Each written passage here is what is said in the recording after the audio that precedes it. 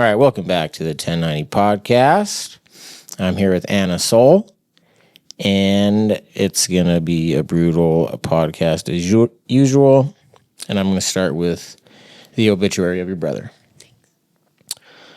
I can't read very good, so if I mess up, please just jump in and correct me. Okay. No worries. Alejandro Calvo, a.k.a. Alex, age 33 years old. Alex was born February 20th, 1991, survived by parents Edna and Felipe, brothers Andre and Felipe, and sisters Adriana and Annabelle. Died the morning of Saturday, August 31st, 2024, in Ontario, California. Alex loved his two Rottweilers. Oh, I might need help here. Nita and Kenai, also known as Beast and Monster. The two are his lifelong companions and friends. He loved going on walks and morning runs with his babies. They filled his heart with so much love and joy. Wait, is Kenai from Brother Bear? Yeah, he loved that movie. Brother Bear. Yeah. I love that. Alex was a very hard worker. He was a certified electrician. Alex started working at a very young age. At the age of 15 and a half, he worked for Stater Bros, where he invested 10 years. Alex also worked at Jurupa Valley School District as a lead custodian. Did I pronounce that right? Yes. The students showed him so much gratitude for his hard work. They loved him and would greet him by saying, "Hi, Mr. Calvo," and "We love you, Mr. Calvo," and "You're the best custodian ever, Mr. Calvo." The students made his job that much more rewarding. Alex Calvo was a man who enjoyed Mother Nature in its natural form. He grew his own garden, harvesting his own vegetables and fruits. He baked his own sourdough bread. He learned how to sew by hand and learned different forms of stitches. He took pride in learning various skills. Being self-sustainable was very important to him. Alex was loved by so many, and he touched so many hearts. He had such a giving heart and was always ready to help those that were less fortunate. He wanted to make the world a better place. He said it started with one person at a time. When life got hard, he would say, "Take it one day at a time." He was a man with so much love to give. Rest in peace, Alex Calvo. We love you with all our hearts.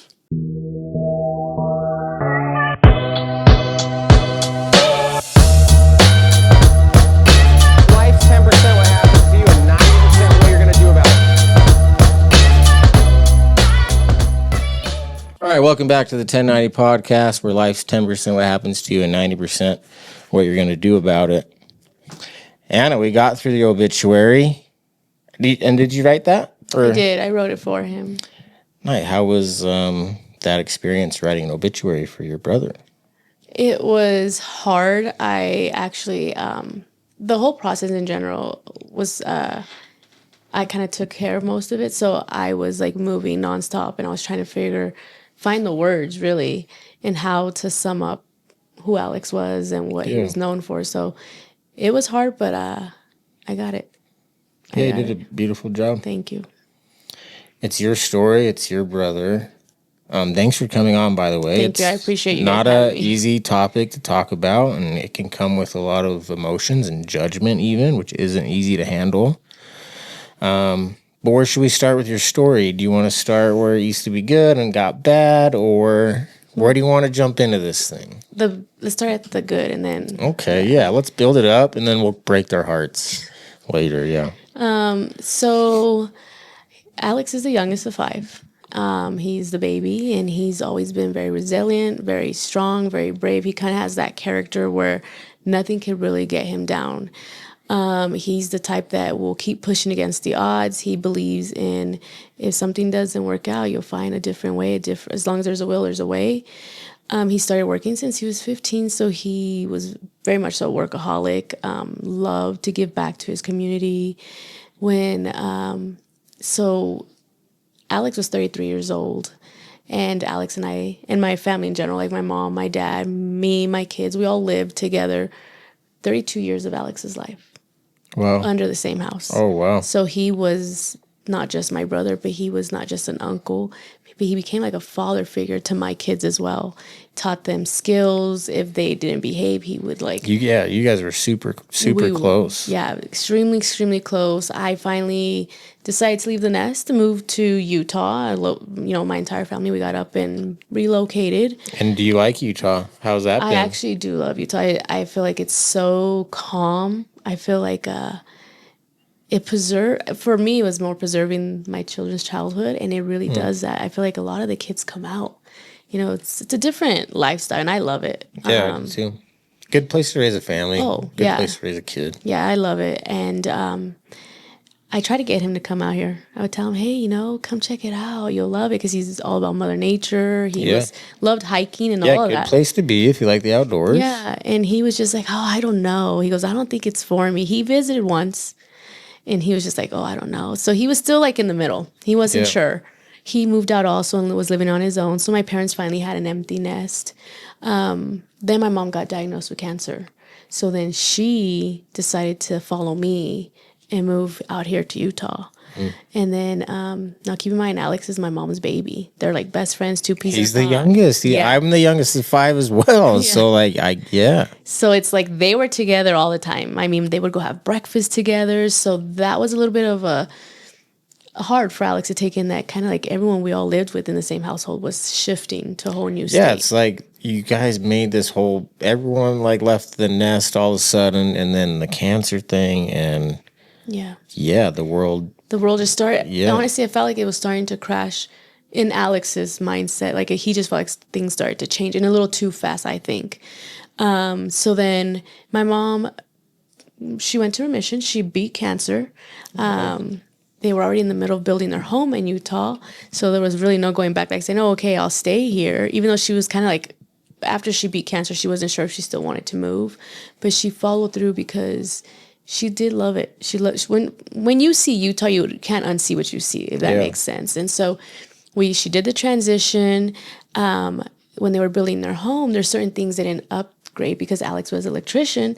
Alex is like, don't worry about it, Dad, don't pay for it. I'll come, and they were going to do like a chandelier. So many things they were going to do. Alex was supposed to come in. He's the handyman. He was an electrician. Sense. He knew how. It was, he was like, I'll take care of it for you guys. So literally just months before their house was complete, I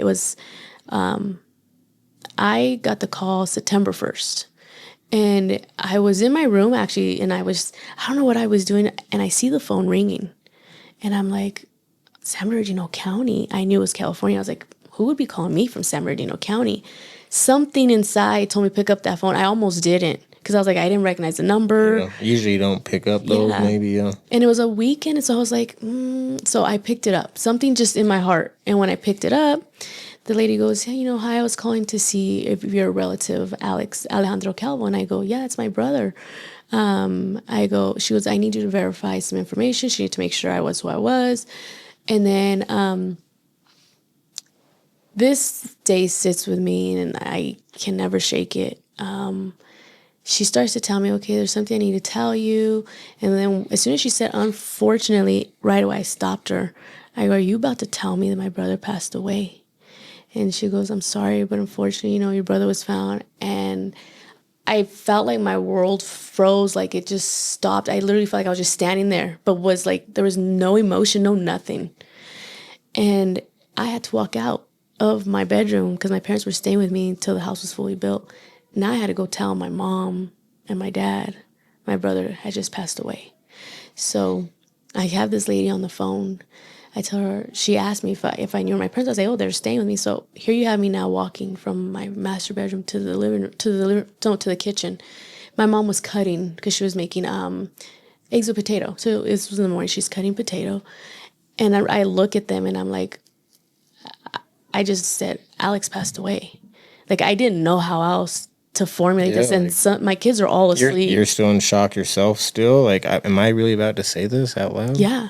And when I told my mom, her reaction till today, she threw the knife and she just like started to curse, and she was crying and she was yelling and she was feeling all the emotions at once. And I didn't, like, I felt like I couldn't, I wanted to go hug her, like, but I was frozen myself. My dad walked out and went to his truck and sat there. One of my kids had to go follow him. And the moment they talked to him, he was just bawling. And again, my dad's not someone that shows emotion. To see just everyone was just broken. And at first we were in disbelief. And so the lady can hear the commotion. She can hear everyone crying, everyone yelling. She's like, I'll call you back. So I said, okay. So in the meantime, she did get to tell me some information. It was just that she kind of left me in a cliffhanger. She's like, we heard 3. She goes, it's reported there was 3 gunshots. And he was found dead at Motel 6 in Ontario. And so right away I go, what about his dog? I go, he has a dog. What about his dog? And they go, the dog was found dead too. And I was like, what? And nothing made sense. None of us we were like, what the heck happened? It was under investigation. So she couldn't tell me anything other than that. Then my mom and dad get in their truck. They take off. Like, she didn't pack up nothing. She just my mom grabbed and went. And then in the meantime, I think within 15 minutes, she calls me. She goes, do you want to go? And I'm like, yeah. So I packed up my kids and me, and we all went with them. And as we got there, and again, I'm the middle child. There's 5 of us. I'm the middle child. Alex was the last child. So when I get there, I felt like I didn't really get much of a chance to stop and breathe. My parents needed me, and I jumped into just motion of working, getting Flight things or done. fight. Like, yeah, you're moving and fighting, and yeah. And then so we go to the hotel. That's the first place we went to. I have videos of it. Sometimes I wish I didn't go. Like, I didn't see it, because I can almost play like what happened, I guess you could say, based on what they told me. We pushed for it to be further investigated, because when they first told us what was going on, it didn't make sense to us. So originally we were told that he had committed suicide. And again, it didn't make sense. Alex showed no red signs or red flags. Alex and I talked every day. He had an Android. I had Apple. He was against Apple for whatever reason. He's like, call me FaceTime or call me through Instagram, video. So that's how we would talk. We would stay on the phone for hours. Even though we lived miles away, we were always on the phone with each other. And he was always telling me about his sourdough bread making. And I was like, you cook sourdough? He's like, yeah, it's so easy. I tried. I couldn't get it. I'm like, I'm sorry, but I can't get it. And he's like, oh, you just got to be patient. Like, he was so patient, and he just was loving life. And so nothing made sense when I was told he committed suicide. Like, that right away was like, this can't be. This, what happened? And then, it's almost like if I was playing almost detective, trying to figure out what happened prior to all this, what caused this. And I go to the hotel room. They told me they tried to recreate the scene twice, because there were things they couldn't even make sense out of. There was questions they couldn't answer. Why was there blood way up here, body found here, what happened here? They couldn't answer some questions for us. So we didn't really get closure, because of that. And we didn't get, there's no, nothing that tells us why. So you didn't see the room that he was... No, we saw it, but the way it looked... Did you see him? No, they had already taken him out of the room. Do you wish you would have seen him? I kind of do, because when you see the room when he wasn't there... Yeah. I was like, well, why is there blood up here? Yeah, you're just left with these haunting questions. And not that, at the end of the day, I don't know if it will even solve the real issue of your brother being dead, but still, it does matter. It helps piece the puzzle back to give me some answers. I only saw the body of my daughter, and I do think the grief and having that closure hits differently, because I did see her body. Yeah. I mean, not that it's better or worse. It's just different, and there's just something different about me having that vision of her body being dead that I don't have that connection with anyone else. Yeah. Well, we did get to see it towards the end, because we requested, but we didn't get to see it in the scene, if that makes sense. But the way they explained that it happened, he was I hope this is not too graphic, but it's almost like if he was kneeling at the end of the bed. And they said they found him with his 2 hands underneath him, but the gun was he was still holding the gun. So he's like on top of his. So they're right here. And then where was the bullet wound? It was, and so it was like back here. By his ear and Yeah, his like head. by the earlobe right here. And then it came out actually right here above the brow. So they didn't think they were going to be able to, like, we didn't think we were going to be able to see him because. But then his hands were back underneath his stomach. And so here's another thing. So we spoke, because we pushed for detectives to, like, further investigate, because the detective herself made me aware that when someone self-conflicts, like a gun wound, that when you shoot a pistol, your muscles will naturally let go of the gun, and because the gun will also kick back, it'll fly out of your hand. But somehow he still had a grip of the gun in him and then on him, and then his both hands are folded underneath him and he's on top, like laying on it, and then his knees are at the end of the bed, and then the dog was found right by the windows, because so where the hotel's at, the windows here, and the dog was found at the bottom just dead. And so we're just like, so that's why at first we were very angry, because we're like, this just, something's not right. So right, we were like, maybe somebody entered the hotel. We asked, can you guys view the hotel cameras? They're like, yeah, we have the footage.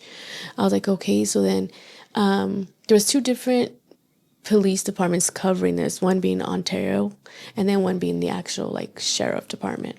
So it was both of them that were covering this case. And when we requested if they can further look into it because things weren't making sense, Ontario police department said, you guys are more than welcome to come watch, the video if you like. I personally didn't want to see it. I felt like I was already going through a lot. Yeah. I just didn't think it was something I wanted to sit through. But then my mom and dad's like, they wanted to because they didn't have closure, and my dad felt like something wasn't right. So then when we make the appointment, because they asked us to, they let us know that they don't even have the full footage. They just kept bits and pieces of it. So my dad's like, well, then how can you show me something? I want to see from the time, like hours before, and I want to see hours after, because I want to make sure nobody entered that hotel room. We spoke to people that were around. They all described him as a very nice guy, like that he always would say good morning, and that his dog was super like friendly, like if he allowed them to touch him, that he would walk every morning. We don't know even why Alex was at that hotel. Alex has stopped. I was calling Alex 4 days prior. So was my mom, and he kind of just stopped answering the phone. Okay. So we don't know what was going on, maybe mentally, if he was going through a hard time or breakdown. Like, we just know that after he passed and I started following like footsteps, it was like Alex's world was crashing. Like nothing was going well for him and nobody was being kind to him. And he was basically like if he was just, I don't know, like on his own. And it breaks my heart because Alex was always the type to help others. He would even give his last dollar to homeless people. Yeah. And I just feel like what was going on, and he didn't let nobody in. We didn't know. And so we kind of just have to take in what we were told, and that's that he committed suicide. And this happened how long ago? August 31st of 2024. So almost a year ago. First year is just absolutely horrible and very at least for me, just very shocking, and you're just trying to accept it as reality. Is that kind of where you're at still with being this early, and then you add the suicide, which just kind of adds like the questions of what could I have done? Like what's that been like?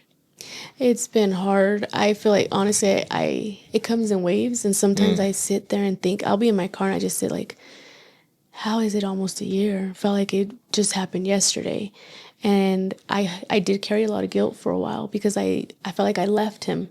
I felt like I abandoned him, and I felt like if I would have been closer and near, maybe I could have helped in some way.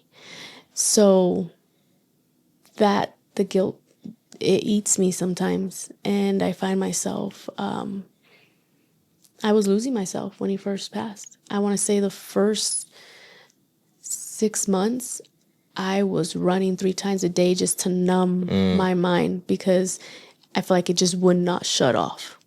And I just wanted it to stop. And so I was running just to tire myself out.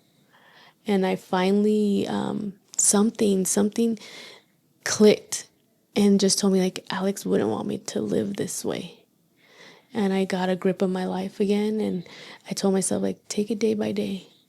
But it eats at me sometimes because we live together. And I sometimes feel like, is it because we left? I offered him to come. I opened my house to him. I don't know. It's so, we were talking about it a little bit before the podcast. It's such a tough topic to talk about, suicide. And how do we help prevent it, you think? Because he was happy. He was. And that's the thing, like, they're not pretending to be happy. They're actually happy. Yeah. But they're also actually very sad. And it just makes the disguise of it. Makes it hard to know. We've had many episodes about suicide. I don't know if we've had one where the person said, like, yeah, I saw it. Maybe there was one where they saw it coming. But other than that, it's usually a complete surprise. And then the other thing, I'm basing this just off all the podcasts I've done. Like, I'm not an expert. But it sounds like the moment is a big deal. Like, there's a part to taking your own life that's very random. That's very, like, if they could just get through that moment or that night, they might still be here, type of thing. And that's very scary, too, because I don't think we realize how close many people are. You're just a few steps away from being these, like, that's what's scary to me. Because, and again, I used to think, because you see the videos, right, of Robin Williams being happy, and he killed himself. And so I used to think, like, they're pretending to be happy, but they're really sad. And I thought that for a while. And that's not true. They are happy. They are. So it's hard to communicate, because if you ask them, like, how are you doing? Like, I'm doing good. Yeah. It's almost like that functional depression almost. I don't know if you heard about it. I've been hearing that lately. And it's like they're happy at one moment, but then it's like, I'll give you an example. So if he was out with his friends or with people mingling, he was happy in that moment and he showed to be happy. But it was the moment that it got quiet again. It was like if their brain just races, I guess, and it's when they're back in their depression or whatever they may be going through. I can't say we knew that was coming. It was a complete shock for us. But what I have come to learn from my own experience is giving people the safe space to be able to talk about their emotions, what they're going through. In Alex's case, is we grew up very much so not showing emotion, being strong, brave, provider. If you show emotions, almost like it comes with shame. Yeah, and you're the weak link in the chain. Especially being a man, Yeah. And so I feel like giving people space to feel safe enough to talk, to show their emotions. We all go through it. I mean, everyone's going through something at some point in their life. And it's important to have your family support. It's really important. And that's one thing that also gets all of us. Like, I can't tell you how many times it's beaten my mom and dad. Like, they blame, like, we raised them too hard. We did raise them not to be able to show their emotions, because if you do, you're weak. And it's not okay. You're not weak. I actually, till today, I will tell everybody, I think it took more guts, more bravery for somebody to do something like that. I think that's hard. I put myself in that shoe. I'm like, I can't do something like that. So if someone wants to talk to you and someone's feeling their emotions, let them be vulnerable. Let them cry it out. Give them a hand. Hug them. Definitely hug them. If I could say it, that's one thing I wish I could have gave my brother, was a hug before he passed. At least just, I couldn't even do that. Everything was always through the phone because I lived so far. I think the best way to help because I agree with you. Like, let's let them feel like we can listen to them and they can talk and they can be heard. I think the best way to do that is to open up Yeah. and to be vulnerable yourself. Yeah. I think that's something I'm learning is like, if I want Blue to talk to me about his day, I don't ask him how his day was. Yeah. Talk about my day. Blue, listen to my day. This is Yeah. this is what happened to me today. And what he does right after, Dad, this is what happened to me today. And that's what happened to me with therapy. I couldn't talk. And then I saw this therapist. He didn't ask me to talk. He started telling me about all his shit. Yeah. And then what did I do? I opened up. So I think that is something, is if you want loved ones around you to know that they can talk to you, then you should talk to them. Yeah. And you should tell them your vulnerable shit. Yeah. Because it almost makes them feel like they're not alone. Other people are going through it. We all say, like, oh, I wish he would have talked to me, but you're not talking to him. Yeah. When's the last time you told him your skeleton's in the closet? True. Probably never. Yeah. And so I think that's the key. That's the way to unlock it. Like, if you really want them to have that feeling, then you got to be vulnerable with your shit too. Yeah. And I think that really helps. It's like leading by example. But no one, that's the cult. I mean, you're explaining it. No one wants to do that. And I didn't want to do that. I think before the car accident with my family, the way I was raising my kids and the example I was setting was very much the stoic, I'm strong. Yeah. They're going to, kind of like the metaphor of don't panic in the sinking boat because then they're going to panic, which is beautiful most of the time. But there's some situations in life where, like, you just have to show raw emotion here. Yeah, you have to teach them to be vulnerable and that it's okay to be vulnerable. Yeah. But yeah, I think that's the hardest thing. And I'm learning that. Myself as a parent, to be able to allow my kids to feel their emotions. Yeah. Instead of trying to fix it right away. Yeah. Well, like, no, like, just let them be sad. Yeah. And it's okay to be sad. I feel like there's such a negative connotation to being sad or crying or... What do we do when someone cries? Oh yeah. Stop crying. Oh, you're going to make me cry. Yeah. Don't make me... Stop crying. Yeah. Like, that's our initial reaction. Yeah. Is like it's bleeding, like we're bleeding out, we're about to die. Like, stop it. Like... It's like, no. No, like, they are sad. Yeah. Imagine, like, a feeling of joy.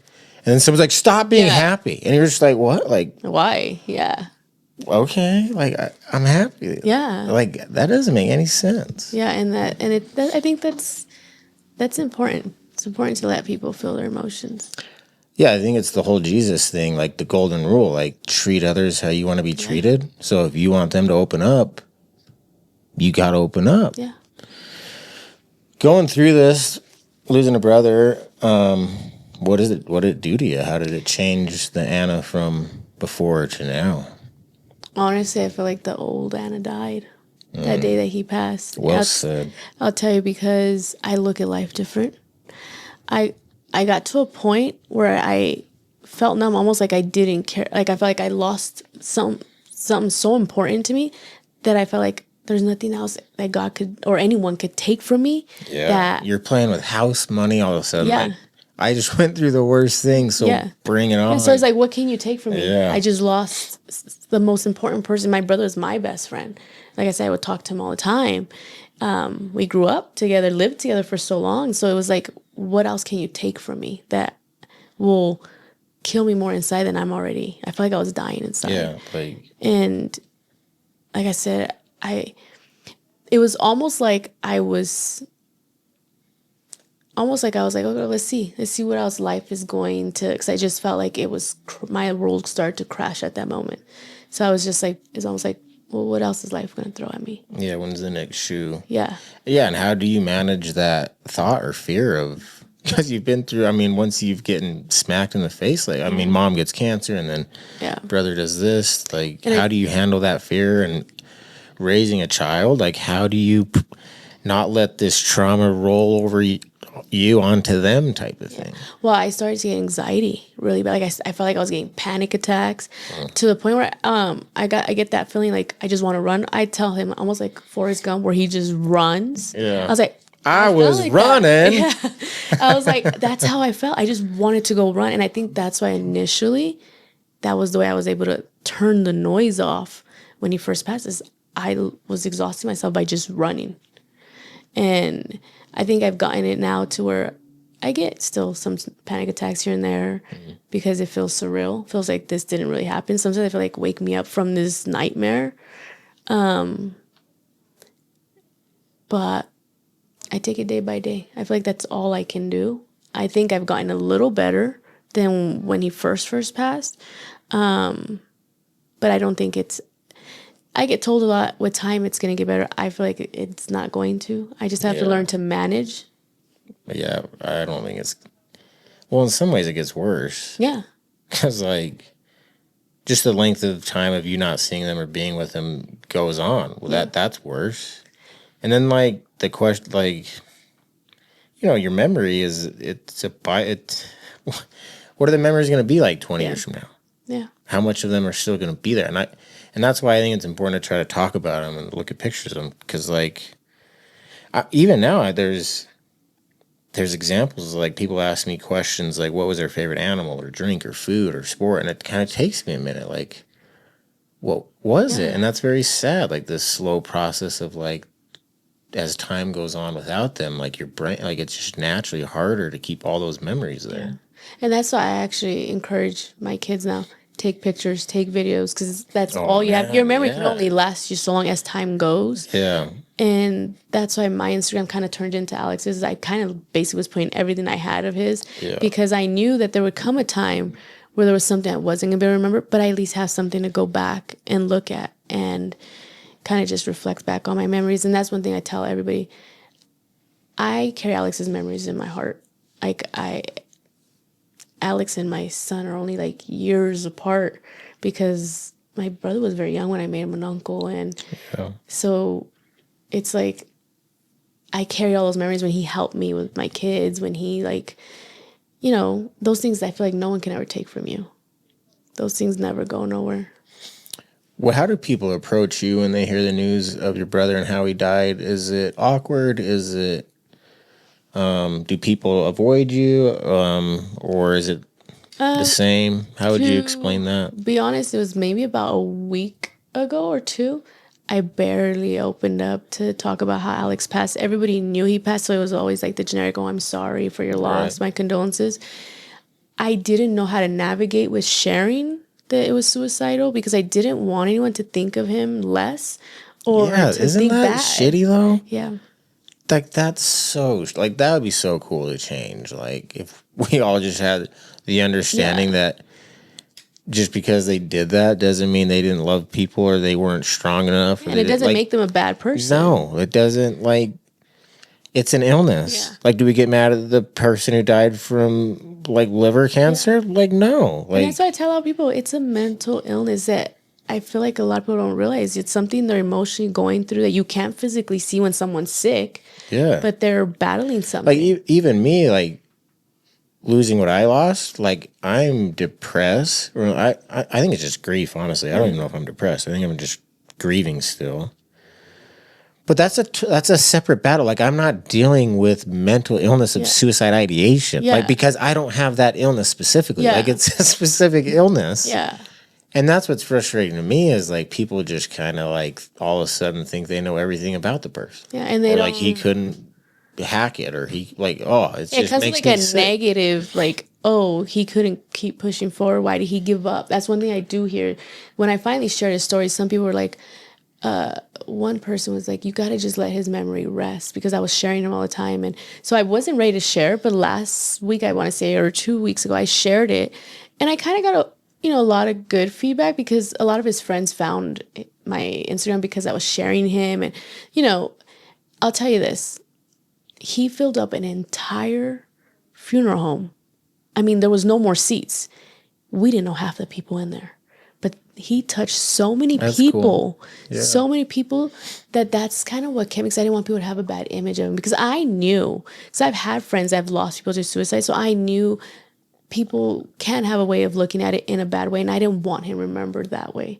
I want to lift his name in light, and honoring him, not for someone to say, oh, he did this, and then they look at it as a bad thing.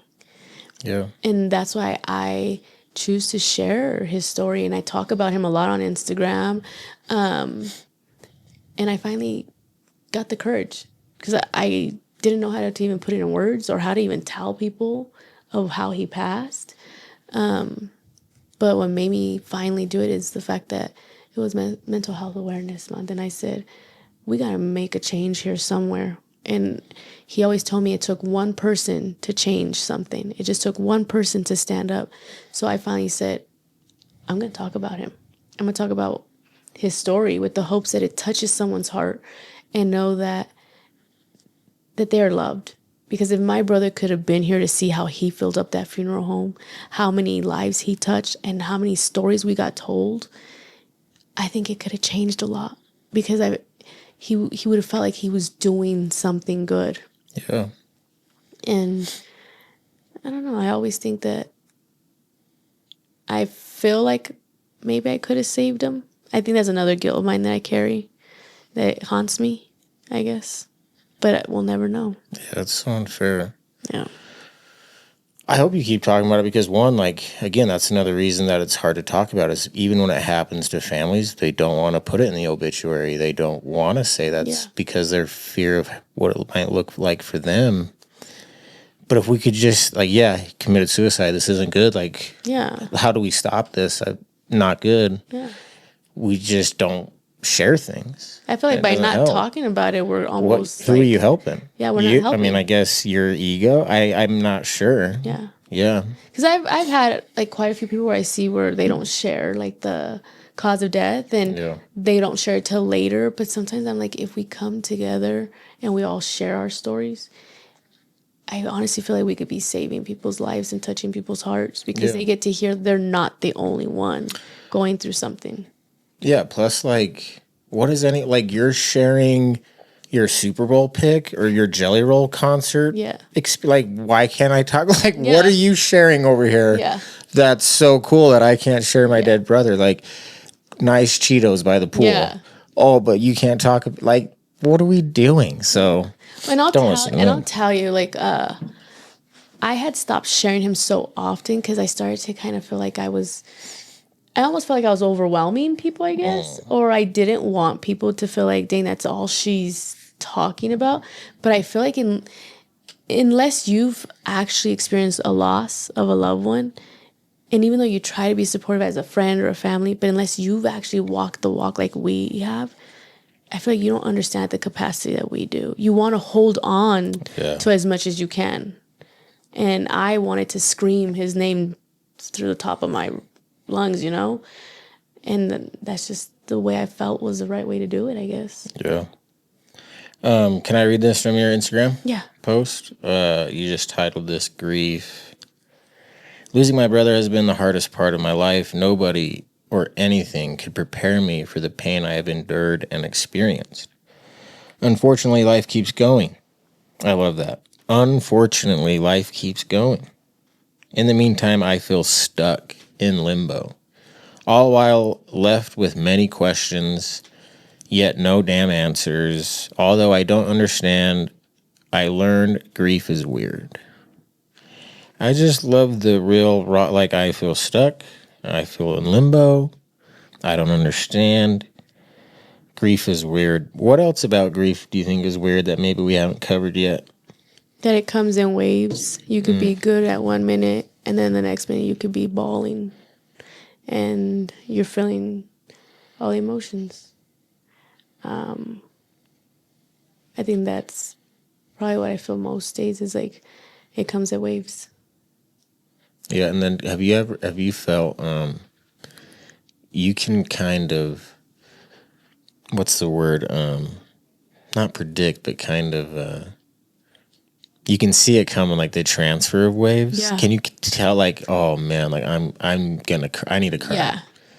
Yeah, I can kind of do that now, and which I guess is good. Other times I can't. Other times it still just hits you in the face. You see something that reminds you or whatever it is, but like I can start to like, okay, I need to cry. I just need to. I just need to have a good cry, and I will. And I'll tell you when I feel that. Yeah, I play a song by Jelly Roll, Save Me. I said, it's so good. I said Jelly Roll earlier. Oh my God. That song, like, if I feel like I need to let it out because it's just like I feel like I'm Man, choking. This is what I do, but with Metallica. But it's same thing. Sorry, keep going. Yeah. And so when I put that on, I kid you not, it's probably like an ugly cry, but it's like I'm crying literally like a baby because I feel like I have to get it out or I feel like I'm just choking. And I'll sit there. I do it in the car. I don't do it in front of my kids because I don't want them to see me that way, especially because I know they're going through it themselves. So I sit in the car. I will turn it up loud, play it, and just sit still. Sometimes I tell myself, you got to sit in the mess. You got to sit still. Yeah. You got to feel it. Because running from it's not going to help me. You got to experience that wave of grief. Mm-hmm. And then, it will kind of subside and you can enjoy the rest of the concert, your day, or have a good moment. And it'll come back. Oh, yeah. But and just trying to live life in between those wave crashes it's hard to navigate. Oh, yeah. For sure. But you figure it out. I mean, grief's literally like anything else. It takes practice and effort. You have to figure out how are you going to react when someone brings up suicide? How are you going to react when someone talks about having a kid or having a dead kid or getting married or losing their how are you going to react in those situations? No, And it's true. you have to live life and do it to figure that out. And I think we did a podcast and we kind of stumbled upon this metaphor because she lost her daughter in a really terrible way and in a public way. And we kind of compared grief with her as driving her car around the neighborhood. That's all she could do at first. And then maybe you can leave the neighborhood. Oh, yeah. And we kind of compared it to grief.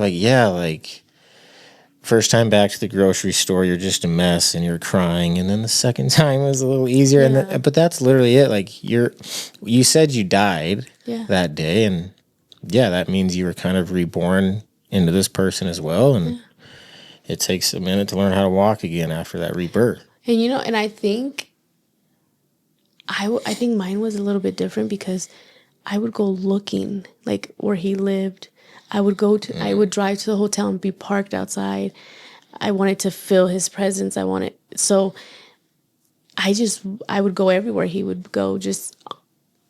I don't know. I don't know if I was in disbelief or if I was for me, it was visiting all his familiar areas. And I think more so because I lived 800 miles out. So whenever I was in California, I'd go to all his areas just to kind of just sit and feel him, I guess. Yeah. So for me, it's not I was running away from there. I was running towards them. I almost wanted to feel everything, even though I knew that I was hurting myself. And that's why I say the first couple months were hard for me because my mind just wouldn't shut off. And it was because I was kind of reopening almost like a scar, I guess you could say, by going to these places. My mom can't even still go to. What do you think overall going to those places helped you though? I think it did, even though it was hard and it killed me inside because I literally got out of the car and I walked to the hotel a month after he passed and I stood outside that hotel room and I just sat there just staring at the door and just thinking and at the same time just asking why. I was I think I was on the search for answers and closure and I wasn't getting it. And I think I was hurting myself more than anything. How are you sitting today with that question? Why? Have you got an answer to that or what? I think I've just come to learn that I don't think I'll ever get an answer as to why because no one's ever going to know what was going on in his mind or what was going on around him that caused what it caused. So I've learned I have to live with what is. And at the same time, I pray, but I also talk to him. I tell myself, I got to stop asking him why. I got to stop questioning him. And I got to just respect what he did and why he did it, even though it doesn't make sense to me. Yeah. I go because I have to let him rest in peace. And I felt like if I kept asking him, I felt like I wasn't letting him rest in peace. Yeah, and kind of not fully just accepting it. You want this reason because we want it to make sense. Yeah. Because it doesn't make any sense. And then I'll tell you, it had our family like completely a mess. Like everyone was trying, not that we were purposely intentionally trying to harm each other, but it was like everyone was just trying to find somebody to say that's why or this is why. The anger and and the other thing with grief is it makes you very self-centered because you're hurting so bad that it just makes you hard. It's difficult to try to put yourself in someone else's shoes, which is ironic because I think one of the best things that grief can give you is empathy. Yeah. Like this beautiful understanding of other people's pain, but it can also cause you to like not have any empathy sometimes. Like, screw you guys. You don't, like, depending on your mood. And like you said, like you don't know what I went through or what I'm going through. And it just changes every day. And that's why I got to take it one day at a time. Well, and I'm telling you, like, when he passed, I don't feel like I gave myself time to really be in it because I was helping with like arranging funeral, doing this, doing that. So it was by the time I got home, it's like it just hit me. Everything hit me. And I still, I'm still navigating and trying to help my mom and dad with their grief. My mom till today she can't function. Like, she cries every day. She can't see photos of him. She doesn't want to see anything of his. That's normal. That's how I was the first year. And so I try to tell her, because, my mom's older, to tell her, Mom, you got to look at pictures because your memory is not going to last you forever. And you don't want to forget that. I try to tell her, like, I get that it hurts to see it. I go, but keep his memory alive. I go, something I've learned is a person lives as long as we allow them to live after they pass. And I feel like it's by us talking about them is what keeps them alive. And like it does, like looking at pictures, it just rips your heart out and watching videos and hearing their voices. But literally, like on the other side of that coin is the joy and the love and the gratitude. It's so hard to find gratitude when you're just stuck in you're just trying to run from it, honestly. Because you're just running from the bad that you can't even see, like the little speck of beauty that it gives you with life if you can embrace the awful part of it. Yeah. Well, and then you have to imagine, like, for my parents, they expected to outlive him. Yeah. No parent wants to bury their child. And then, like, let's be honest, like, this, no one talks about this, but they're old. Yeah. I mean, how old are they? My mom is 65. So who and my wants dad's 62. to do, they're so close to the end, not like this is dark humor, but like, no, this matters. Like, why would they try to have mental health and do all those steps when they're just like, hey, like, it's the Castaway movie. Like, I'm comfortable on this island of misery. Yeah. Like, I'm not drowning. I'm still alive. I'm just going to play it out here. I'm almost dead anyway.